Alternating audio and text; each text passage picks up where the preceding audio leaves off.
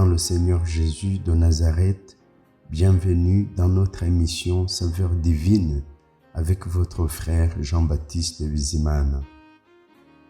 Au courant de cette semaine, Saveurs divines revient sur un concept central dans la Bible, à savoir la foi. Le juste vivra par la foi. Le passage biblique qui va nous guider est tiré de la lettre aux Hébreux, chapitre 10, du verset 36 au verset 38. Car vous avez besoin de persévérance, afin qu'après avoir accompli la volonté de Dieu, vous obteniez ce qui vous est promis. Encore un peu de temps, celui qui doit venir viendra et il ne tardera pas. Et mon juste vivra par la foi. Mais s'il se retire, mon âme ne prend pas plaisir en lui. Comment comprendre ce passage?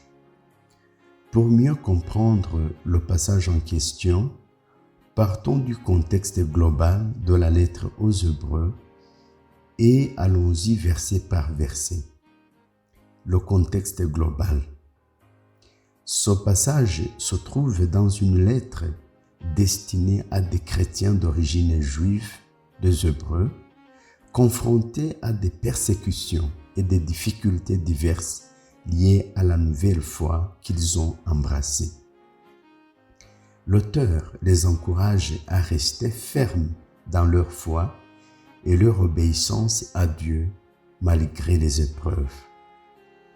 Au verset 36, il leur dit ceci: « Car vous avez besoin de persévérance, afin qu'après avoir accompli la volonté de Dieu, vous obteniez ce qui vous est promis. » Vous avez besoin de persévérance. L'idée ici est que pour recevoir les promesses de Dieu, il est nécessaire de tenir ferme jusqu'au bout.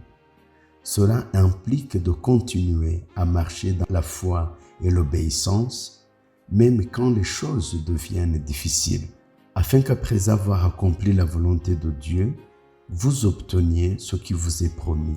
Cette promesse fait référence à la récompense finale, notamment la vie éternelle et l'union avec Dieu. Au verset 37, il leur dit: « Encore un peu de temps, celui qui doit venir viendra, et il ne tardera pas. » Cette phrase évoque l'attente du retour du Christ, la parousie. L'expression « encore un peu de temps » souligne que, même si cela peut sembler long, le délai de Dieu est intentionnel et contrôlé.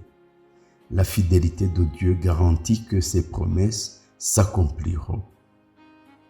Et au verset 38, il leur dit ceci: « Et mon juste vivra par la foi, mais s'il se retire, mon âme ne prend pas plaisir en lui. » Mon juste vivra par la foi.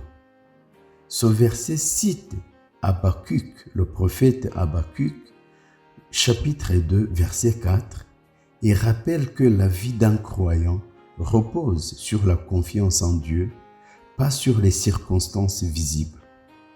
S'il se retire, cela fait allusion à l'abandon de la foi ou à la peur de persévérer dans les épreuves. L'auteur met en garde contre cela, car Dieu ne prend pas plaisir à ceux qui abandonnent, c'est-à-dire aux lâches.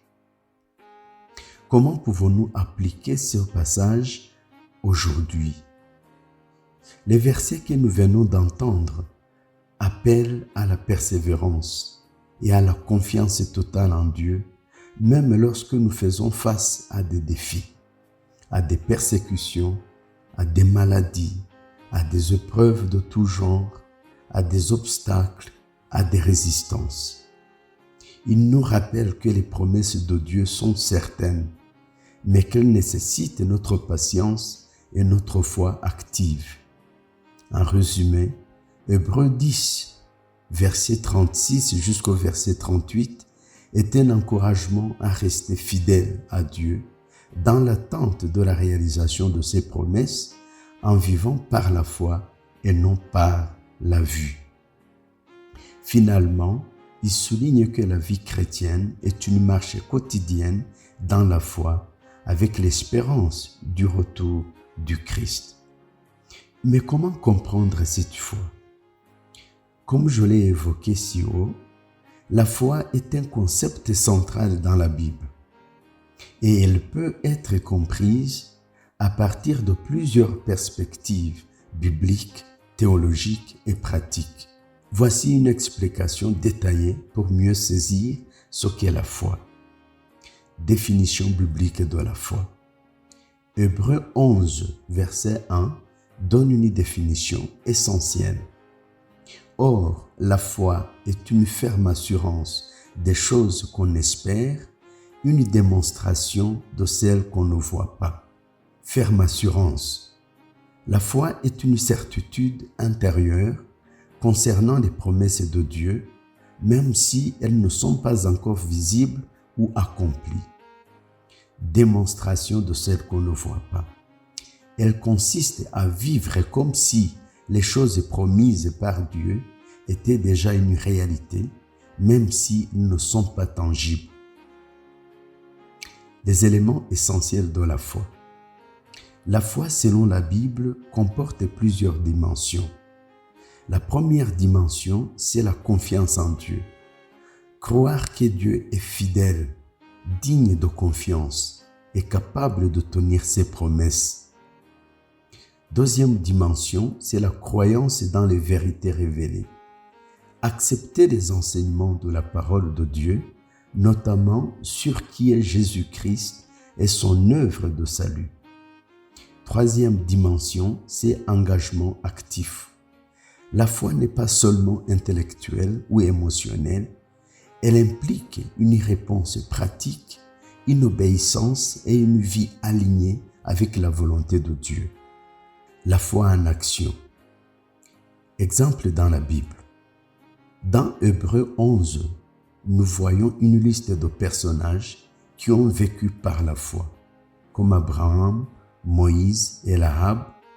Leur foi s'est manifestée par des actes concrets, quitter leur terre, affronter des défis, protéger des espions, etc. Obéissance. La foi pousse à agir selon les commandements de Dieu, même quand cela semble difficile ou illogique. Jacques 2, verset 17 dit ceci: « La foi sans les œuvres est morte. » Quelle est la source ou le fondement de la foi? Premièrement, la foi est un don de Dieu.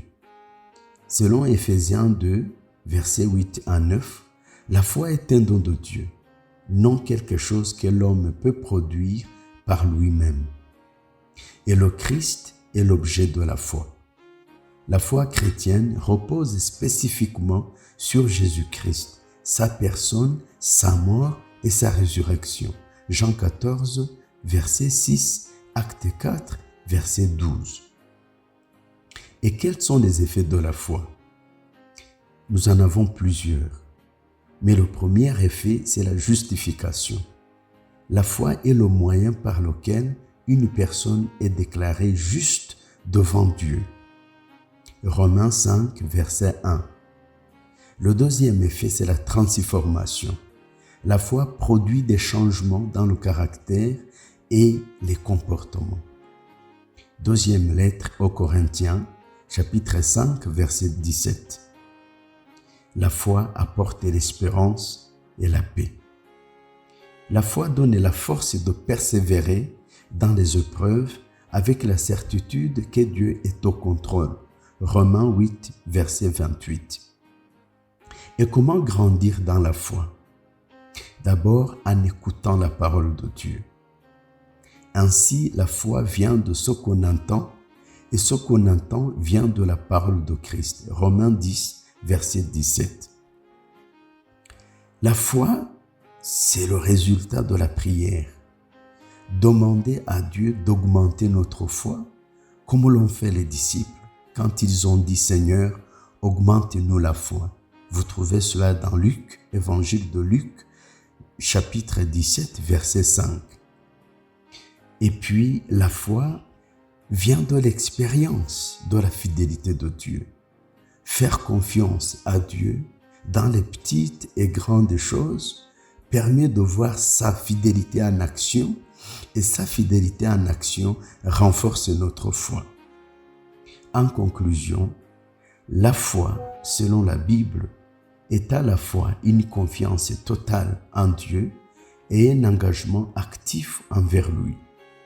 Elle repose sur les promesses divines, se nourrit de la parole de Dieu et se manifeste dans une vie transformée par l'obéissance et l'espérance. Elle est essentielle pour marcher avec Dieu, car sans la foi, il est impossible de lui être agréable, comme nous trouvons cela dans la lettre aux Hébreux, chapitre 11, verset 6. Et mon juste vivra par la foi, mais s'il se retire, mon âme ne prend pas plaisir en lui.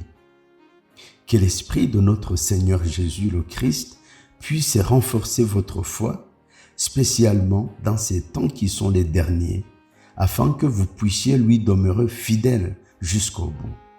Et qu'il en soit ainsi.